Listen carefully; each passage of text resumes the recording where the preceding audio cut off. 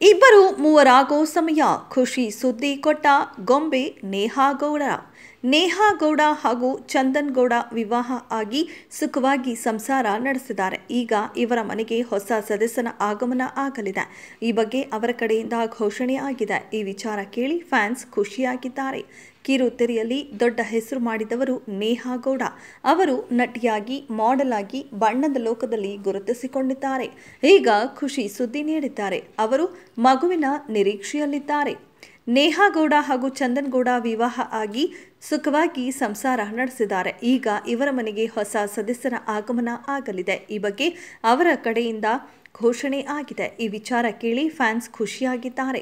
2018ರಲ್ಲಿ ನೇಹಾ ಹಾಗೂ ಚಂದನ್ ಮದುವೆ ಆದರು. 6 ವರ್ಷಗಳ ಬಳಿಕ ಇವರ ಕಡೆಯಿಂದ ಗುಡ್ ನ್ಯೂಸ್ ಸಿಕ್ಕಿದೆ.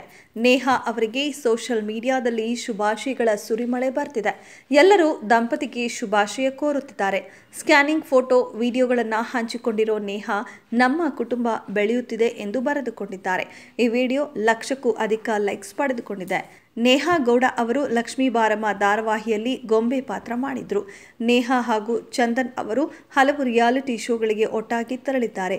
ನೇಹಾ ಹಾಗೂ ಚಂದನ್ ಬಾಲ್ಯದಿಂದ ಗೆಳೆಯರು. ಬಾಲ್ಯದ ಗೆಳೆಯನನ್ನ ನೇಹಾ ವಿವಾಹ ಆದ್ರು. ಅವರ ಪ್ರೆಗ್ನೆನ್ಸಿ ಬಗ್ಗೆ ಈ ಮೊದಲು ಸಾಕಷ್ಟು ವದಂತಿ ಹಬ್ಬಿದವು.